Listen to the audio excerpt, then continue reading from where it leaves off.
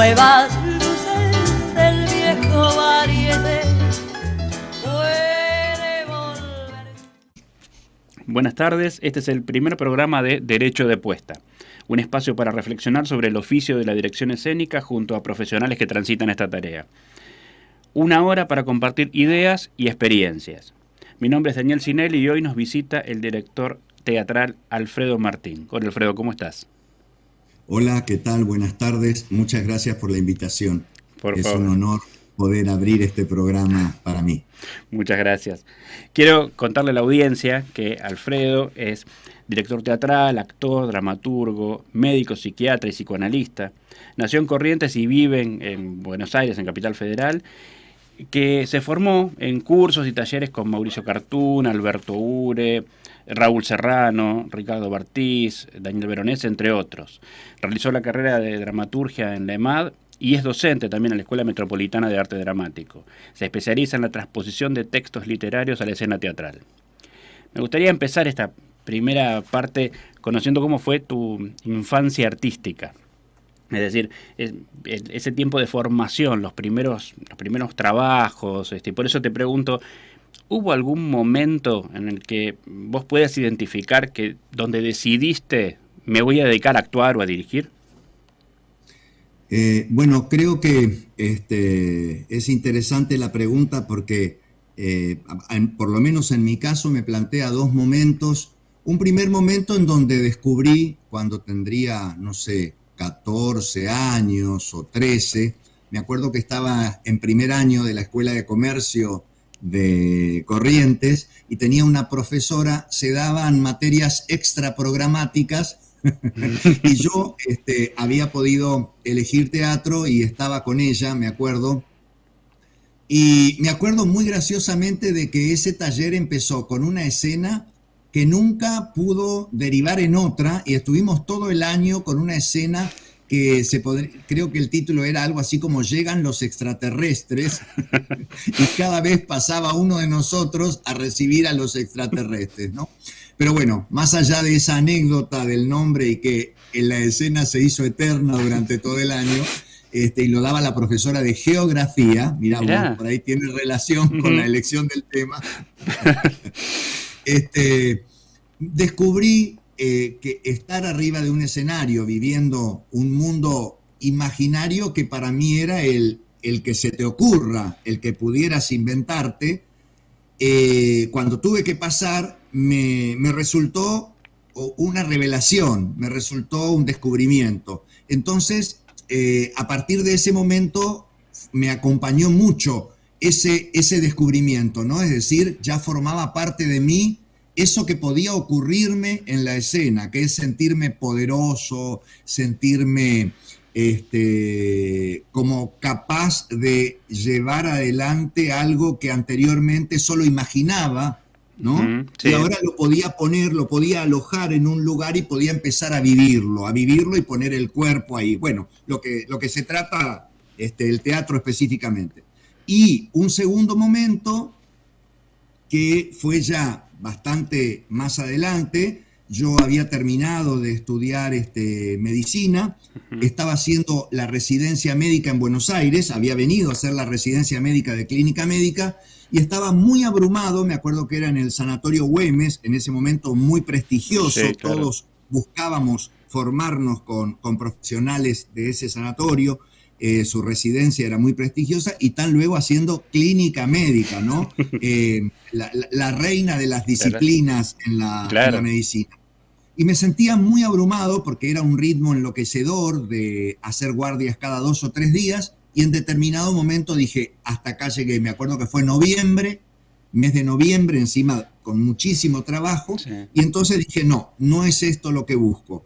Y a partir de ahí empecé a pensar en buscar otra especialización. Ahí apareció la salud mental como una especialidad posible y volví a rendir la residencia médica, pero al mismo tiempo empecé y dije, quiero hacer teatro. Y como ya tenía como cierta capacidad de decisión y de sostén propio, porque tenía un trabajo con el cual mantenerme, elegí un taller de teatro y al mismo tiempo me empecé a analizar. En ese momento hubo una decisión ya más adulta y más seria que seguramente cargaba con Con aquella toda- otra huella que había quedado atrás. Bien, decís huella y es interesante porque pienso que cada maestro, viste, que nos deja una huella, ¿sí? ¿Vos podés identificar en el recorrido que hiciste con tus maestros qué huellas te dejaron? Sí, sí, claro, claro. Y yo creo que a medida que pasa el tiempo uno identifica más huellas aún, ¿no? Ujú. Porque se te van resignificando ciertas experiencias, sobre todo si estás atento a eso, si estás todo el tiempo poniendo el cuerpo y preguntándome qué me anima o qué descubro. Eh, por ejemplo, una de las formas de creación a las que yo adscribo, más allá de que, como vos dijiste, me interesa la transposición de la literatura y el teatro, y ahí se juntan como dos pasiones, Ujú. es el tema de la escritura con el cuerpo de los actores en el espacio. Es decir, que yo tengo una primera escritura que tiene que ver con, digamos, la hoja en blanco, ¿no? La escritura del texto, pero estoy muy, muy atento en un segundo tiempo, en un segundo momento, que es un momento de escritura también para mí, o sea, como con el fundamento que tiene eso, ¿no? Y eso se lo debo, me parece a mí, a mi pasaje por el taller de Ricardo Bartís, en donde permanentemente podríamos decir que Bartís tiene algo así como un gran poder de provocación, por un lado, en relación a tu deseo de actuar, Ujú. y por otro lado, una continencia y una propuesta permanente respecto de que vos puedas crear tus propios materiales, ¿no? Es decir, un actor que sea gestor de sus proyectos y que no se quede esperando que lo llamen, ¿no? Todo el tiempo una actitud muy proactiva. Entonces, cuando yo después, porque me inicio como actor y después hago la carrera de dramaturgia y ahí empiezo a escribir y digo, tengo que dirigir esto que escribo porque me tengo que hacer cargo, no me voy a quedar esperando Claro. que algún director se sienta interesado, ¿no? Que puede suceder, pero bueno, yo tengo ganas de ver esto ahora arriba del escenario. Y todo eso me parece que se debe a la huella que nos quedó del pasaje por el estudio. Yo ahí, y por ahí te linkeo con algo de los inicios, empecé a formar un grupo que se llamó Grupo de Teatro Doméstico, con dos integrantes también ahí del estudio, que son Beatriz Catani, una directora de La Plata, muy conocida, de mucho prestigio actualmente, que viaja mucho al exterior con sus producciones, y con Federico León. Y entre los tres armamos el grupo de teatro doméstico. Sí. Me acuerdo, hicimos una obra que durante 2 años en el Callejón y en el Centro Cultural Roja, que se llamó Del chiflete que se filtra, y posteriormente Veronese vino a trabajar con nosotros porque le gustó mucho y nos ofreció hacer El líquido táctil, que la hicimos en el Cervantes y luego en lo que ese momento era Babilonia. Claro, sí, Guardia Vieja. Ahí en la zona del mercado, ¿no? Sí. Que ahora es el Shopping Abasto. Y fueron también dos procesos muy interesantes que a mí me dejaron también en este mismo sentido una huella de lo autogestivo, de lo que es producir los materiales que uno escribe y poder llevarlos adelante en la escena, ¿no? Y ahí con respecto a esas primeras experiencias, ¿cómo fue el abordaje de la dirección específicamente? O sea, una vez construido ese texto o esa apuesta que se va generando, viste que hay como una posibilidad de dividir entre lo que es la dirección actoral en particular y la puesta en escena. Entonces, ¿cómo encaraste en esas primeras, que son primeras experiencias, ese proceso? Bueno, ahí en esas dos experiencias, en el caso de la primera, digamos, del chiflete que se filtra, fue muy compartido el tema de la dirección, la puesta en escena, la decisión de cuál iba a ser el espacio escénico y cada uno de los elementos que integraban, digamos, la puesta. Entonces ahí hubo un intercambio muy rico y con distintas estéticas, porque además los tres como que teníamos distinta historia, distinta extracción. Entonces, por momentos nos pasábamos una noche entera hablando de cómo podía ser la puesta. Un momento muy fundacional para mí, ¿no? En ese sentido, de lo que es la grupalidad también, que es otro elemento que yo había recién recordado, imaginando este encuentro con vos, de que es otro elemento que a mí me parece absolutamente necesario y sin el cual yo no podría trabajar como director en este caso o como dramaturgo, ¿no? En esa dramaturgia de los cuerpos en el espacio. Entonces, y ampliando un poco más esto de la grupalidad, me refiero al punto en que me da la impresión de que la experimentación se enriquece muchísimo si sostiene a la grupalidad como un elemento que la integra, ¿no? Siempre el saber y la experimentación tienen zonas de fricción, ¿no? Digo, ese saber sabido que ya viene, claro. A veces no te deja experimentar porque ya te da respuestas que reducen ese campo de interrogación necesario para poder largarse a buscar.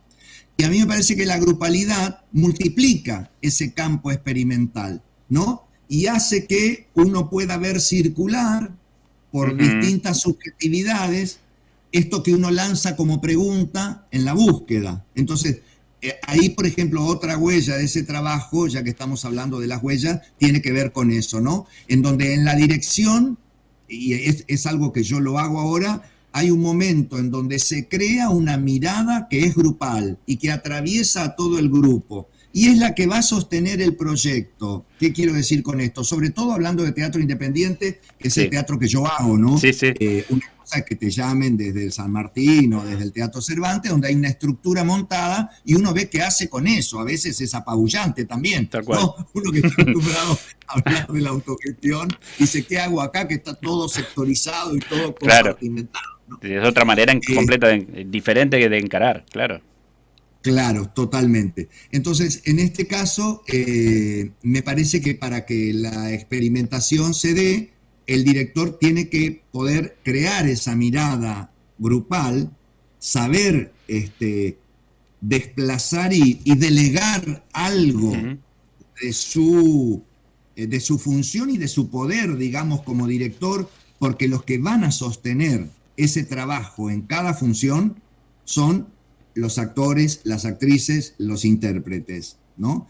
Y a veces esto es tan así que un trabajo continúe y pueda seguir haciendo funciones con prepotencia de trabajo y que interese al público, tiene que ver con que haya una decisión y el grupo se autorice a seguir adelante, ¿no? Okay. Entonces, en ese sentido, mi otra profesión como psiquiatra y psicoanalista me viene muy bien, porque yo puedo ver ese flujo de transferencias, de deseos, de vinculaciones que van poblando el escenario, y entonces esta cosa entre las personas y los personajes y la escritura empieza a tener como un intercambio muy profundo y muy fluido, ¿no?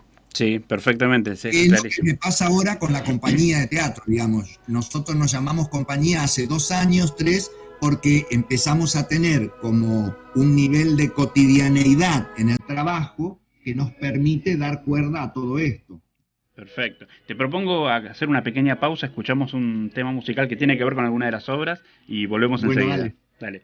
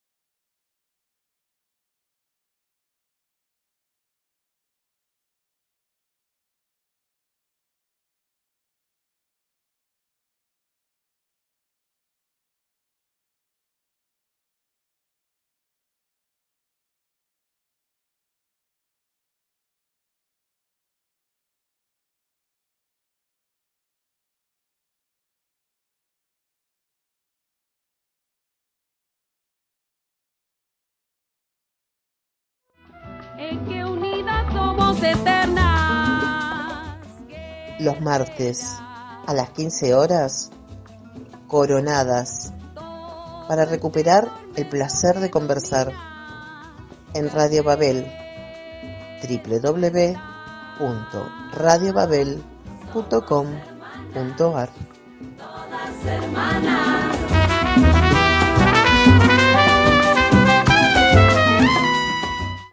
Radio Babel, desde Sáenz Peña, Buenos Aires, al mundo.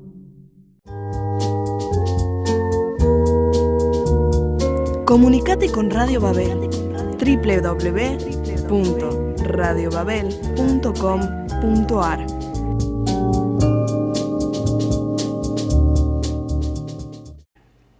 Bueno, estamos con Alfredo Martín. Acabamos de escuchar a Liszt, la Sinfonía del Dante, que bueno, tiene que ver con una de tus obras en particular, con Abandonemos toda esperanza. Contanos un poquito cómo fue ese proceso. Bueno, Abandonemos toda esperanza es una de esas obras bisagras en algún punto, ¿no? Porque es una transposición de una obra de Florencio Sánchez muy conocido, un clásico a esta altura, que es En Familia. Uh-huh. Y yo podría haber tomado esa obra por cómo me sentía interpelado. Creo que esa obra es la tatarabuela de todas las familias disfuncionales del teatro argentino actual, ¿no? Podríamos decir. Sí. Y podría haberla hecho así. Y me interesó hacer como una lectura. Estábamos en un momento muy... Esto es año de macrismo, de macrismo, ¿sí? Estábamos en dificultades, bueno, no es que ahora no tengamos dificultades, estábamos con otras dificultades, claro. Pero estábamos con una gran desazón, me parece a mí, o yo estaba con una gran desazón y lo compartía con el grupo en relación a lo que estábamos viviendo socialmente, políticamente. Entonces, más allá de indagar artísticamente el material, por eso digo que es una obra bisagra, a mí me apareció una indagación a nivel ético, a nivel político, a nivel social de la obra, y ahí fue donde apareció, donde empezó, digamos, a desplazarse ese material teatral a lo que después iba a ser Abandonemos toda esperanza, ¿no? Que el cambio de título se debe a que empecé a leer de otra forma la obra y me di cuenta que, además de plantear esto de la familia disfuncional en relación a ese grupo familiar que circulaba alrededor de un jugador empedernido, en donde todos y cada uno de ellos en realidad estaban en un sálvese quien pueda y les importaba nada del otro. Uh-huh. Entonces era como si la familia se devorara a sí misma, esa imagen. Sí.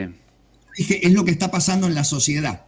Nos estamos devorando a nosotros mismos. En ese tiempo estaba la grieta, pero tal vez no tan instalada como ahora, ¿no? Ya estaba, ya se veía claro. Los efectos. Ahora quizás es como más evidente en cada cosa. En ese momento aparecía con mucha contundencia en los medios. Entonces, esta situación de que la familia se devorara a sí misma, decía, bueno, evidentemente acá todos son víctimas, pero había uno de los integrantes, que era el personaje que hace Mariano, que se llama Eduardo, el personaje, el que hace Mariano Falcón, que era un enfermo mental, ¿no? Era el vago, en realidad estaba tratado como un enfermo mental, era el vago de la familia, el estigmatizado. Y yo pensé entonces, digo, en este juego hay una víctima que tiene que aparecer. Y él aparecía como víctima, ¿no? Uh-huh. Entonces, en la versión que terminó siendo Abandonemos toda esperanza, había dos cuestiones. Una era el encuentro con el Dante en este infierno, porque en un momento Florencio Sánchez se ve que leyó el Dante, entonces dice, lasciati ogni speranza, que voy entrate. Ustedes que van a entrar, abandonen toda esperanza. Empiezo a investigar eso que él dice en la obra y está inscrito en las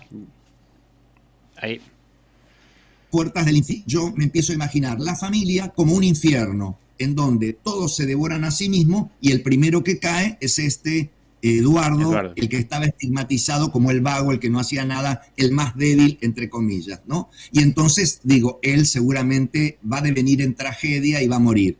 Y eso fue, bueno, ya la estoy spoileando, pero bueno, era un poco la idea de que la obra entonces empiece como una comedia dramática y vaya teniendo un devenir cada vez más trágico hasta que sobre el final se cobra una víctima. Y que el Magnificat, que es esta obra que escuchamos de Franz Liszt, que la había escrito justamente para el Dante, pudiese empezar a cobrar cada vez más sentido junto con las luces, junto con la puesta, de manera que la obra terminara en una tragedia, ¿no? Y cómo todos vamos caminando alegremente hacia esa tragedia. Por eso el título de Abandonemos toda esperanza. Ahí te pregunto porque es interesante pensarlo. Hay ideas como que uno hace una obra de teatro, se plantea una obra de teatro y tiene que ver con reflejar una realidad o darle forma a una realidad. ¿Cómo te plantás vos en la idea de que una obra funciona, las obras que vos planteás, funcionan como para interpelar al espectador y generarle algo o para mostrarle algo una reflexión propia? Es muy interesante la pregunta, porque me parece que toda obra abierta, creo que Umberto Eco toma esto de la obra abierta, toda obra abierta permite que el espectador se introduzca en ella y la complete, ¿no? Y nosotros, que somos espectadores avesados y a veces espectadores pervertidos por el teatro, sabemos cuando miramos Netflix, cuando miramos un programa o cuando vamos a ver teatro, que cuanto más nosotros nos podamos incluir en aquello que estamos viendo, más nos sentimos interpelados y nos podemos identificar, ¿no? Sí. Entonces a veces es interesante que esa muestra que vos me decías en la primera o en la segunda opción, sea una muestra que permita al espectador introducirse en ella. Entonces, yo puedo pasar porque es insolayable, tengo mi subjetividad y está la subjetividad del grupo. Entonces, tenemos claro cuál es nuestra posición, pero cuando montamos la situación, me parece que hay que dejar un lugar para que el espectador se pueda alojar en ella, ¿no? Bien. Que pueda empezar a sentirla. En ese punto estoy más de acuerdo entonces con promover una reflexión del espectador en aquello que ve, permitiéndole ingresar. Claro. Si nosotros completamos ese todo que ofrecemos, queda como un bloque en donde el espectador a lo sumo le queda decir, ¿estoy de acuerdo o no estoy de acuerdo? Entonces nos parece como mucho más interesante presentar ciertos niveles de opacidades o ciertos niveles de incertidumbre, aceptando que la situación sea abierta y que el espectador pueda introducirse en ella y sostener una opinión al respecto, o seguir algunos días pensando en eso y produciendo algún tipo de reflexión, ¿no? Un espectador con un rol activo en ese sentido. Exactamente. Un espectador que tenga un rol activo y que labure durante la obra, que labure en el buen sentido, ¿no? Sí, tal cual. Que complete. Exactamente. ¿Qué te hace elegir un texto, ya sea para hacer la adaptación o para llevarlo a la escena?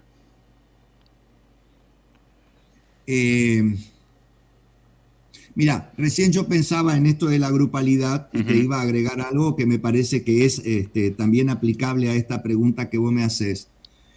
Yo no puedo elegir, me puede impactar un texto, me pasa con los libros que leo, que de repente leo un libro y digo, uy, qué bueno, cómo me impacta esto, ¿no? Qué bien escrito, o mirar el tema, qué interesante, qué actual, ¿no? O cómo me hace pensar. Pero en realidad lo que me pasa cuando voy a elegir un material es que yo me tengo que empapar del material. Tomo el verbo empaparme en el sentido de empezar a tomar algo de ese material, y para eso necesito un tiempo. Claro. Y necesito también empezar a pensar cuál es el contexto en donde fue creado ese material.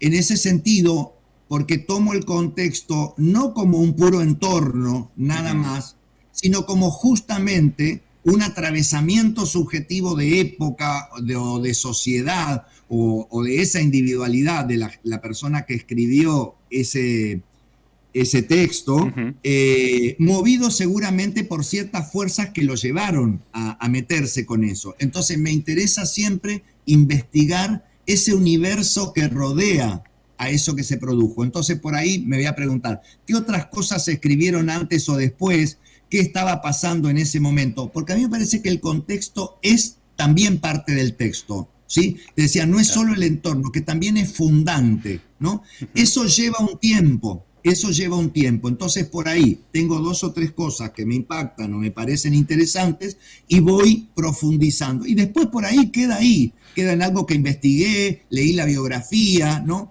Me pasó, por ejemplo, para darte un ejemplo práctico y que no quede esto como algo, no sé, devaneos teóricos, me pasó con Pessoa, por ejemplo. Escribimos una obra, Pessoa, escrito en su nombre. Y yo leía la poesía de Pessoa, leía los textos en prosa poética de Pessoa, y había algo de eso que me resultaba sumamente atractivo.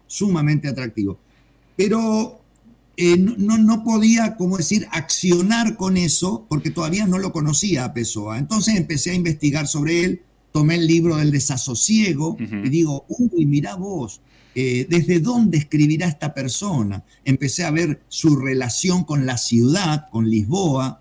Tuve la suerte de poder ir a Lisboa, y cuando vine de Lisboa, bueno, con esto no te quiero decir que yo voy a investigación de alto nivel, porque a veces puedo y a veces no puedo. No, bueno. Pero en este caso tuve el privilegio de poder viajar a Lisboa, y entonces cuando volví de otra forma a esos textos, ¿sí? Sí. Y entonces fue conocer Lisboa, que para mí fue conocer lo que yo tenía la sensación de un dulce dolor que escuché decir a un portugués ahí. Mirá. Y eso me acercó a Pessoa, y la cuestión más literaria de los heterónimos, los otros yo.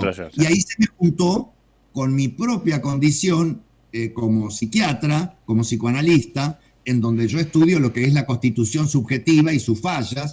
Y entonces cuando empecé a escuchar respecto de los heterónimos, y de que Pessoa habla del sueño diurno y dice que uno deja de soñar porque es soñar de día, ¿no? Soñar como podemos fantasear cada uno de nosotros, y que entonces él fantasea de una manera y lo llamaba de una forma, y fantaseaba de otra manera y lo llamaba de otra forma, y ahí surgen los heterónimos. Sí. Entonces, esta concepción de que el yo no es uno, ya estaba, o sea, claro. Sus textos, Lisboa, right. Y esta condición de que el yo no es indivisible, y que esa es una necesidad que nos marca la sociedad, que yo soy este que está conversando con vos ahora, soy el que atiende a un paciente y escucha lo que le pasa, soy, no sé, el que está con su madre enferma y que no sabe qué hacer, y soy todos esos yo, ¿no? Pero tengo que ser uno. Claro. Entonces, eso a mí, por ejemplo, me llevó esa complejidad a decir, acá está. Por eso yo tengo que dejar que los textos me empapen, por eso te decía, pasen a constituir parte de mi vida. Entonces no es solo tomar, viste, Cartoon dice algo muy interesante, dice, bueno, no solo tenés que tomar un café con los personajes, dice él, sino que también tenés que poder comerte un asado y de última acostarte con los personajes, claro. ¿Viste? Bueno, en este caso, hago la analogía con eso, porque es profundizar en no solo el texto, sino las condiciones que dieron lugar a la producción de ese texto. Ok, perfecto. Ahora, en relación también a esto de lo grupal en la creación, y la decisión desde una dirección determinada de armar una apuesta tomando los elementos, ¿no? Los elementos, eligiendo cuáles son los elementos. Podemos creer que, podemos entender que el director, la directora es un creador de una obra nueva a partir del texto literario. En principio me parece que el director es un creador absoluto, así como el dramaturgo es un creador, así como el intérprete es un creador, ¿no? Digo, en ese sentido me parece que el director es claramente un creador. Y creo que, ¿cómo justifico esto, no? porque vos decís, bueno, hay un texto previo, es decir, no crea de la nada, ¿no?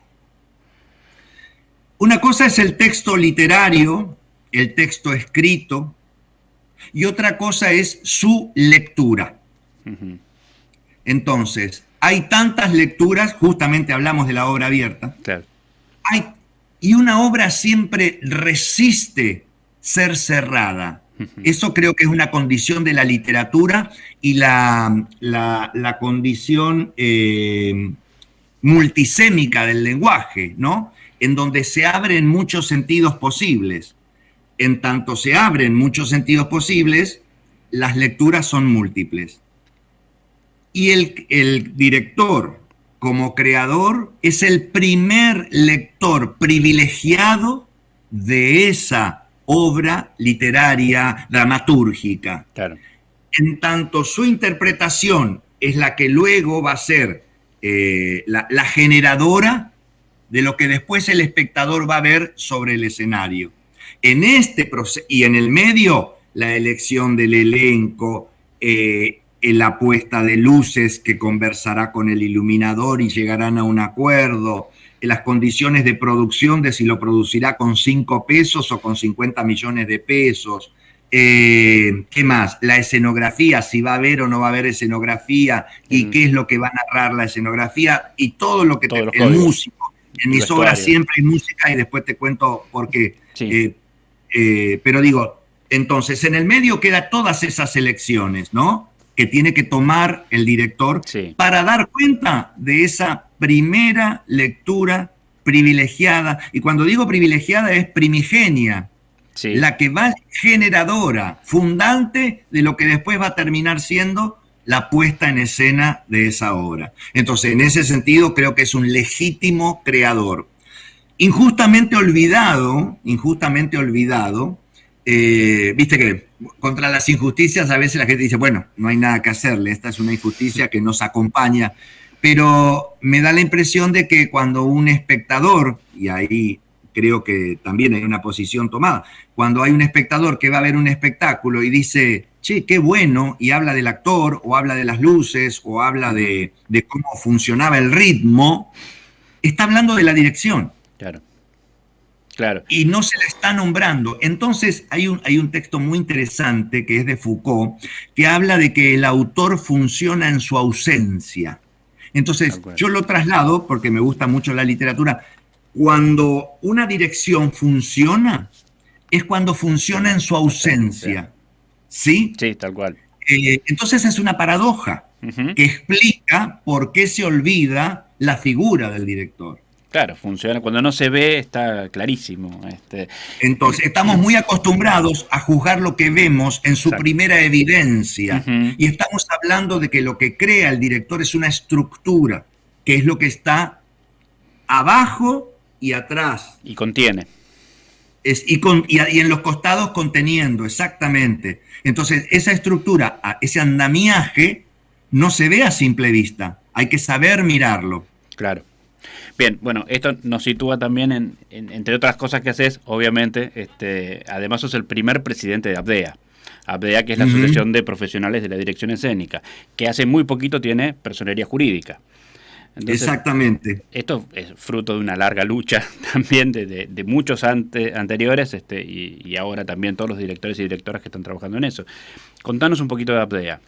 ¿Qué es ABDEA? Bueno, cuando empieza a surgir ABDEA en el 2018, nos empezamos a reunir, te diría casi azarosamente, a través de algunos reclamos y algunos comentarios en las redes que empiezan a aparecer respecto de qué es este lugar del director, por qué siempre estamos en condiciones tan precarias, tan poco reconocidos, y finalmente esto termina en algunas reuniones que empezamos a tener en el extranjero y la decisión firme de empezar primero a intercambiar esta sensación de poco reconocimiento de la actividad, necesidad de intercambio y de visibilización, y de que es una tarea complejísima, ¿no?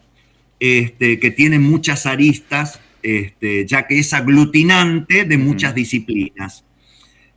bueno, a partir de ahí entonces empieza la decisión de constituirnos como asociación, y también hay algo que recién lo mencionábamos, que es la tarea muy individualista, digamos. Tenemos que también partir y de empezar como a demoler un poco la idea de que la dirección tiene que ser individualista, ¿no? Y entonces, como actividad, fomentar el egocentrismo y el aislamiento. Entonces, ¿cómo abrir y pasar desde la competencia, digamos, desde una actividad más competitiva a una actividad que tenga que ver más con el compartir? Eso fue, por ejemplo, uno de los atravesamientos que tuvimos que hacer. Cómo construir con el otro, que está haciendo lo mismo que yo, con otra poética quizás, con la que yo no comulgo tanto, pero está haciendo una actividad que tiene que ver con lo mío. Está trabajando sobre la escena en el mismo lugar.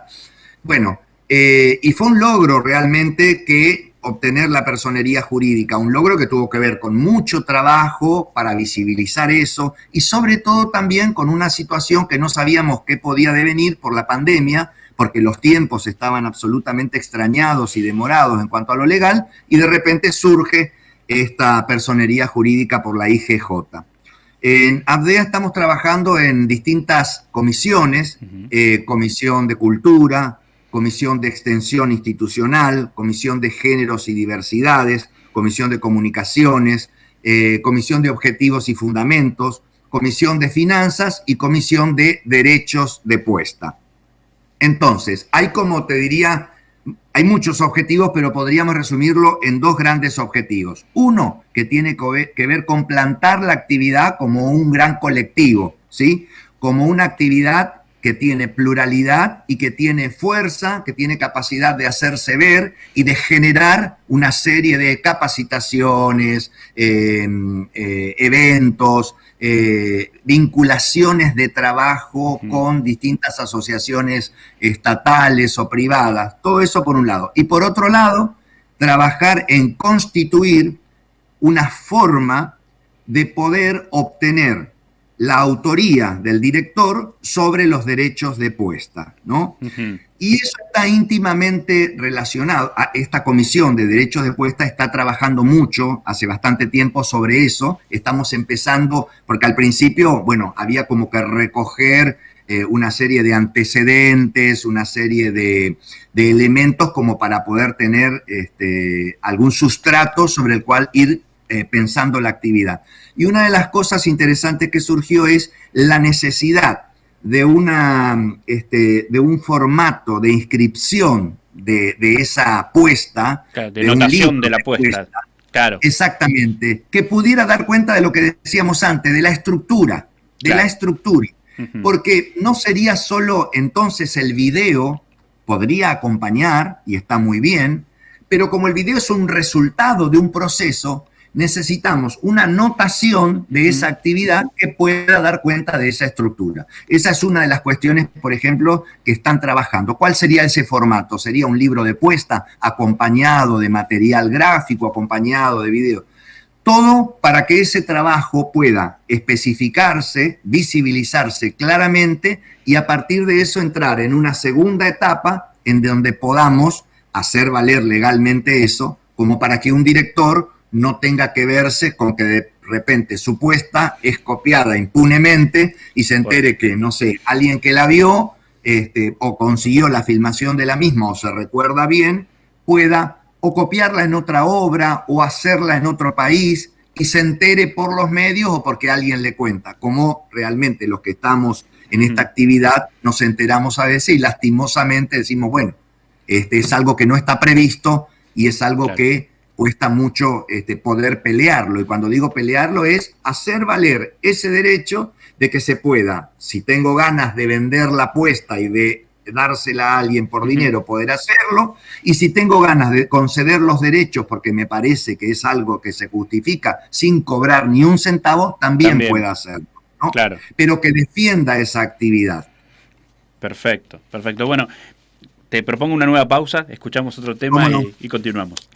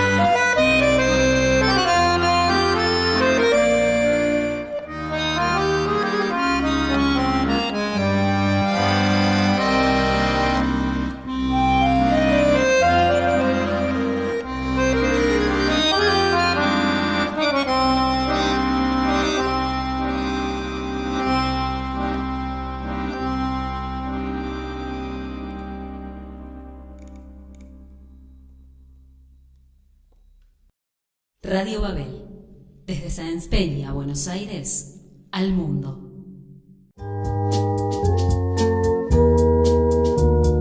Comunicate con Radio Babel. www.radiobabel.com.ar.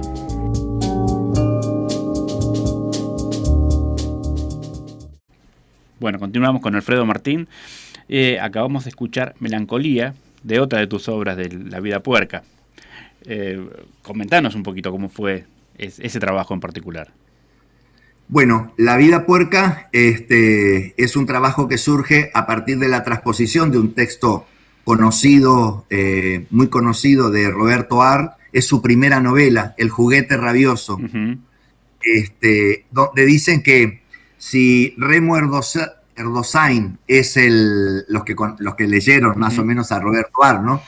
Asumo que lo hemos leído unos cuantos, que si Remo Erdosain es el protagonista de Los Siete Locos, el protagonista de La vida puerca, en este caso del juguete rabioso, es como si fuera la versión adolescente de Remo Erdosain, ¿no? Okay.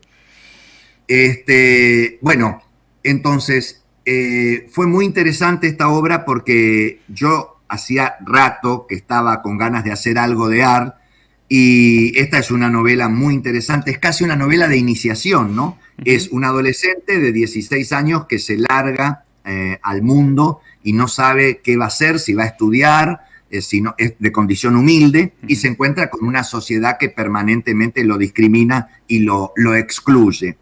Entonces, me empecé a leer y me enteré que él, Arlt, le quería poner como nombre La vida puerca, porque daba cuenta de este encuentro con una sociedad que daba asco, porque lo excluía permanentemente.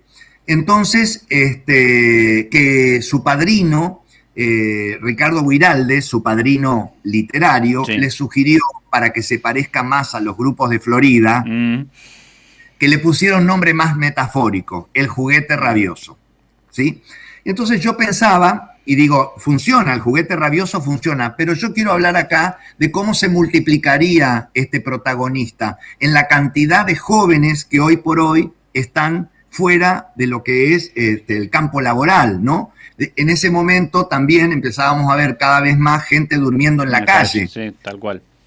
Y tiene un montón de personajes de Buenos Aires, el texto de La vida puerca, que es como que te parece que te podés encontrar con algunos de ellos en alguna esquina céntrica, en el 11, en la avenida Corrientes, en el Obelisco. Entonces me parecía que el título de La vida puerca daba cuenta de esto, ¿no? Y así como te hablé antes de Pessoa, como diciendo, la obra de Pessoa es a Lisboa, me parece que la obra de Arlt es a Buenos Aires. Entonces el desafío de esa apuesta era cómo dar cuenta esa cosa más cinematográfica de Buenos Aires, ¿no? Como gran urbe que en 1930, época de la obra, se proyectaba como una ciudad que aspiraba a ir hasta el primer mundo, digamos, ¿no? Con rascacielos, bueno, en fin, con todo lo que tiene el primer mundo. Entonces, digo, ¿cómo podemos hacer eso? Yo tengo la suerte de que el Teatro Andamio 90 es como un territorio en donde permanentemente nos dejan hacer pruebas y experimentar. Entonces digo, ¿cómo hacemos esto? Y teníamos el teatro que tiene 2 escenarios, digo, vamos a tener que ocupar los 2 escenarios, y después hablé con el elenco y digo, y ocupemos también en la parte de atrás, lleguemos hasta la medianera, a ver si podemos jugar con este tránsito como si fueran calles que van y vienen. Ah, claro, me decían los actores, claro, sí, y no sé, a Samek, el dueño del andamio, si le va a gustar. Bueno, pero le tenemos que mostrar una prueba cuando ya esté más o menos, ¿viste? Cuando lo artístico resiste, igual si se va a imponer porque le va a gustar, y va a decir, bueno, está bien. Bueno, conclusión, y le digo, ahí les digo al elenco, a la compañía, y ustedes tienen que estar todo el tiempo en el escenario. ¿Cómo todo el tiempo?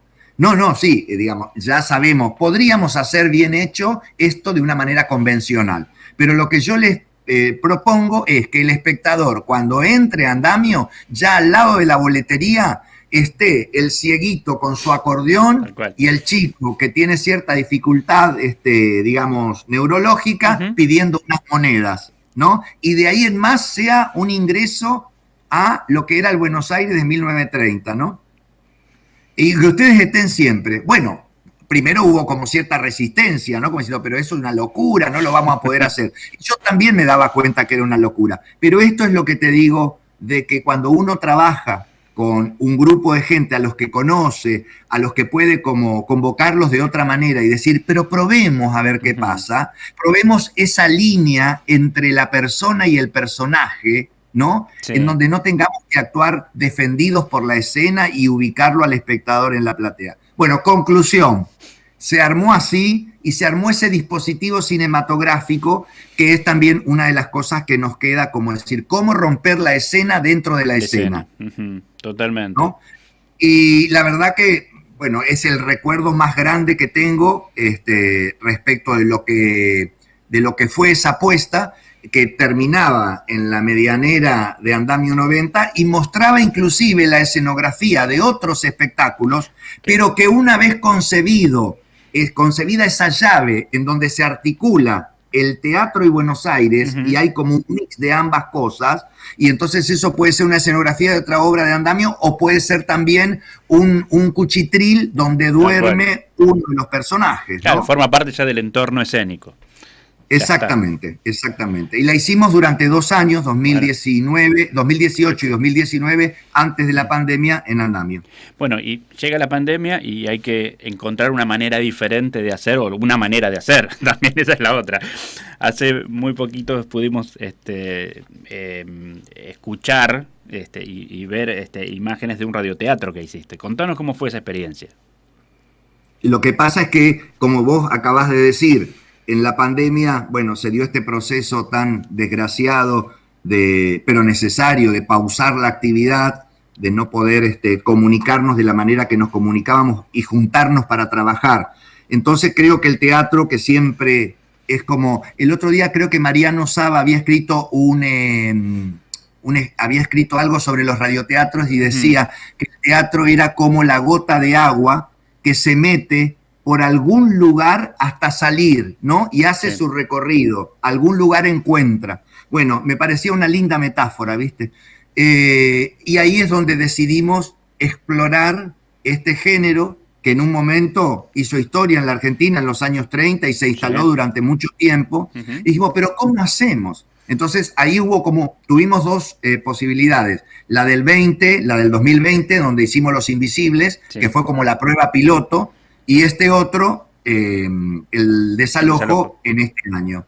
Y una de las cosas que tuvimos que pactar, porque los actores al no poder reunirse para grabar sus voces, tenían que aprender a grabar ellos en un dispositivo que fuera medianamente bueno para que fuera potable luego la edición. Eso fue un tema a charlar, digamos. Entonces no están convocados solo como artistas e intérpretes, sino también desde la parte tecnológica. Claro. Entonces, conseguir algún dispositivo potable, como te decía, chequear las grabaciones. Y lo previo a esto, ¿qué es? Tenemos que ensayarla como si fuera algo para presentarlo presencial. ¿Qué quiero decir? Que la voz sea el resultado de un cuerpo en acción modificado por lo que está pasando. Porque bueno, también en esa época, ya en el 30, había como una técnica distinta en donde la voz modulaba y expresaba solo desde ese registro lo que sucedía. Nosotros queríamos probar otra cosa, digamos, ¿no? Para decir, bueno, estamos chequeando desde otro lugar, veamos qué pasa. Es que además era en vivo también. Allá en el 40 iban los... Allá en el vivo, claro. Y acá en el streaming. Claro. Eso lo salteamos entonces, o sea, lo empezamos a trabajar reuniéndonos por Zoom con la idea, y ensayando por Zoom, con la idea de que en el momento de grababan escena por escena, quien grababa tuviera en cuenta los tiempos, y no solo los tiempos, sino el grosor dramático, ¿no? Las profundidades. Exactamente, ¿no? Y cómo la acción iba a progresar, la progresión dramática y el momento en el que estaba diciendo cada cosa. O sea, de alguna manera encarnar el personaje, pero llevar en la cabeza la memoria de la situación de manera que pudiera dar cuenta de eso. Y el último de los tramos es el del editor. Claro. En este caso, la edición estuvo a cargo de Ignacio Verguilla, el director de cine, que es amigo mío además, con el que trabajamos hace tiempo, y que hizo, la de verdad, magia. Porque él estuvo presente en todos los ensayos, y ese tercer momento era prueba y error. Él probaba y me lo mandaba, y yo conversaba con él y lo escuchábamos. Y hubo que crear el universo sonoro del conventillo. Porque exacto. Ignacio me decía, sí, en Los Invisibles es adentro de la casa, están haciendo espiritismo en una mesa, claro. Nadie molesta, pero acá tenemos que dar un patio de conventillo, ¿cómo hacemos? Bueno, entonces ese fue el momento en donde empezamos a ver cómo podemos empezar a dar el afilador, el diariero, las voces de los chicos jugándose en las calles, y empezar a probar con filtros y con grabaciones hasta poder recrear eso. Tratamos de no usar esos sonidos, digamos, enlatados. Perfecto, claro. Que fueron generados. Porque nos parecían que venían desde otro lugar. Uh-huh. Y entonces nos pusimos, con todo el coraje que nos caracteriza y la impertinencia, diría más bien, uh-huh. a crear esos sonidos. Y bueno, y así se armó el desalojo. Pero qué trabajo realmente importante. Esto me lleva también a, vos nos habías contado antes que la música es una parte muy importante en tu obra. ¿Por qué decías esto? Porque esto se lo robé a Pinter, uh-huh. Salvando las distancias. Yo soy muy pinteriano. Sí. Hiciste el montaplato. Me gusta Roberto Ar, sí. Me encanta Harold Pinter. Tuve la suerte de poder dirigir 2 obras suyas, uh-huh. El montaplato y Un leve dolor. Uh-huh. Y él decía algo así como el texto como una partitura, y que los silencios tenían tanto valor como los textos y lo sonoro. Entonces, en determinado momento, él decía que cerraba los ojos y escuchaba con los ojos cerrados, ¿no? Uh-huh. Y a mí me pasa eso en los ensayos, independientemente de la obra que sea, cuando están un poquito más avanzadas las situaciones y ya se pueden sostener 2 o 3 minutos, que hay como una música que se te va armando en las réplicas de los textos, ¿no? Uh-huh. Entonces, esa empieza a ser una música, es como si fuera, sí, un pentagrama prácticamente, ¿no? Imaginario que se va creando. Y que me parece que le crea como cierta armonía a esa progresión dramática, ¿no? Una progresión dramática armónica, y de repente ciertas situaciones. Hay algo interesante, porque es como si te dijera, si vos solamente obedeces, no sé qué pensás, pero digo, si vos solamente obedeces a lo que te está marcando el sentido común del conflicto, es como que en algún punto cierra, porque es como lo más evidente. En cambio, si hay otra forma de registrar eso, que te da como un desplazamiento, por ahí te permite encontrar lugares más interesantes para alojar ese conflicto que si no está contado en forma muy directa. Tal cual, sí, totalmente. Y tiene que ver con... Ahí es donde... Tiene que ver con esa multiplicidad de miradas y desde lo grupal incluso. Es como la música te está proponiendo también desde ese lugar una forma diferente de encararlo. Exacto. Y ahí mismo apareció entonces nuestro trabajo con el maestro Quique Sosa, sí. Pero con la música en vivo y en el escenario, como si la música fuera un protagonista más, un elemento claro. más. Como un elemento que dialoga permanentemente. Exactamente. Y es tan así que el músico... empezó tocando su acordeón y le dijimos, bueno, te vamos a poner unos anteojos de sol y vas a ser de ciego. ¿Podés tocar como ciego? Y dijo, y más o menos, porque yo a veces ya no me acuerdo tanto, tengo que a veces mirar el pentagrama. Bueno, pero ¿y si te ponemos una tablet y si tapamos un poco eso? Bueno, podría intentarlo. Así empezó. Y cuando el ensayo número 10 dijo... Yo podría decir en esta parte, este texto. Bueno, terminó siendo otro actor más. Claro, totalmente. Alfredo, estamos cerrando ya y sería interesante que nos dejes en qué estás ahora, qué estás haciendo ahora, estás dando clases, qué estás haciendo, cómo, si hay alguna forma de contacto, no sé, lo que estás haciendo ahora, tus proyectos. Bueno, está muy en ciernes este proyecto, recién lo empezamos a pensar.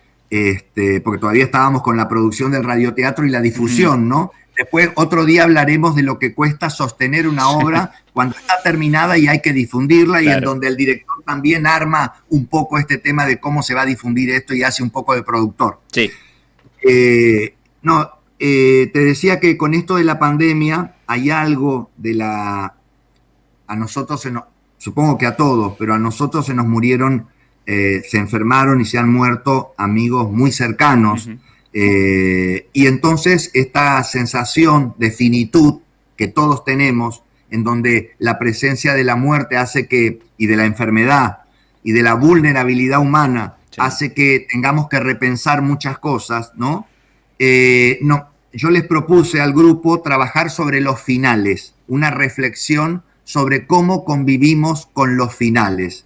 Y estamos armando entonces estamos en este momento en donde estamos craneando distintos tipos de finales, aquellos finales que se eternizan, aquellos que resistimos y que tratamos de que no ocurran, los finales abruptos que aparecen por una cuestión en cadena, en donde algo que te pasa determina una consecuencia y esto a su vez otra cosa, y cómo nos relacionamos nosotros desde esos lugares. O sea que estamos en lo que sería el trabajo de gestación sin un texto previo, uh-huh, y decidiendo, en principio habíamos pensado en un formato audiovisual, ¿no? Uh-huh. Porque pensábamos que yo tengo claro que lo virtual no reemplaza a lo presencial. No. Pero también tengo claro que lo virtual tiene que lograr su propia expresión y su propia especificidad, sí, y que entonces no lo podemos ver como el negativo de lo presencial, no, porque sería una lectura injusta, ¿no? Claramente, claro. Tampoco lo podemos ver como que hacemos cine, porque no estamos haciendo cine.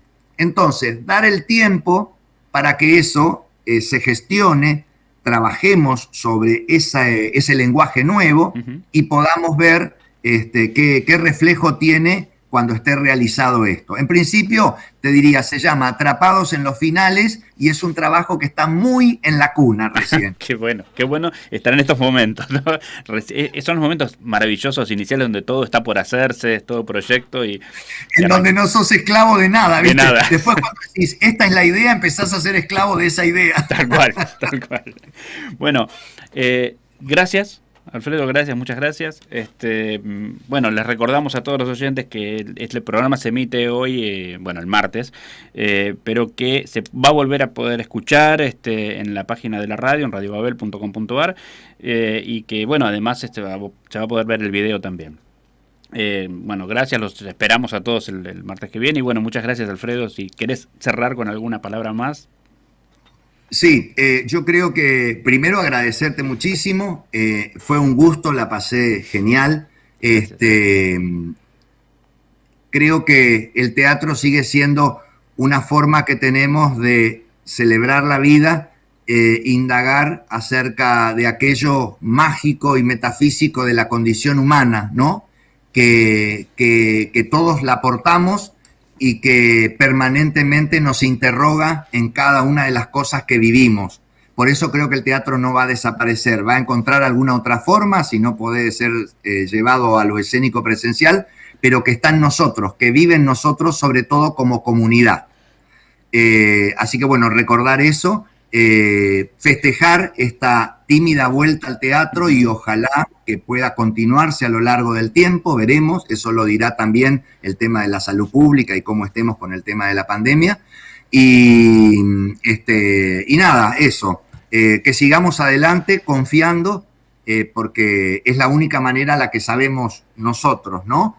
Seguir con pasión lo que estamos haciendo y no dejarnos frustrar o decepcionar porque no se pueda en lo inmediato. Mirar un poco más allá, con tolerancia y con paciencia. Perfecto, muchísimas gracias. Y bueno, nos vamos a despedir con Milonga del Conventillo, del maestro Quique Sosa, que forma parte del radioteatro El Desalojo. Gracias, Alfredo. Muchas gracias. Gracias a vos.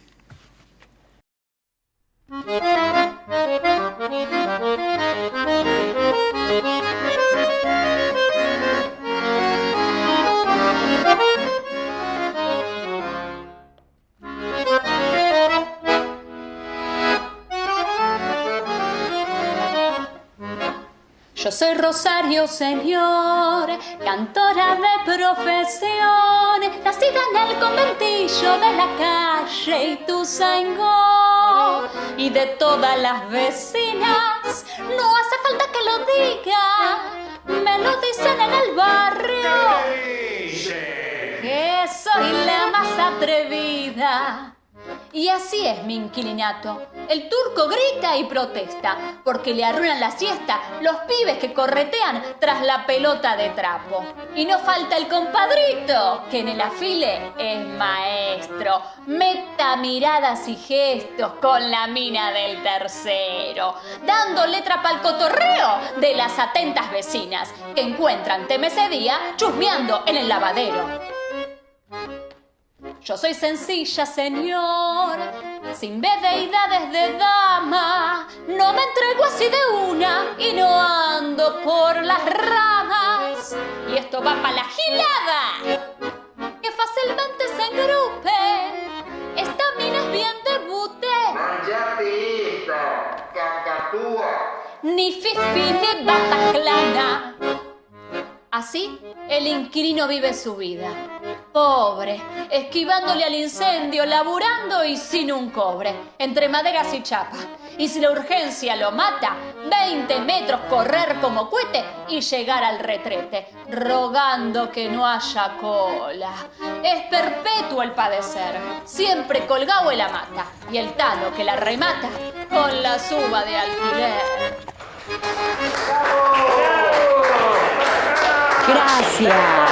Gracias, señores. Si esta milonga ha sido de su agrado, pueden colaborar con unas chirolas. Y un aplauso para Pascualito, el cieguito del acordeón, que tan gentilmente me acompaña.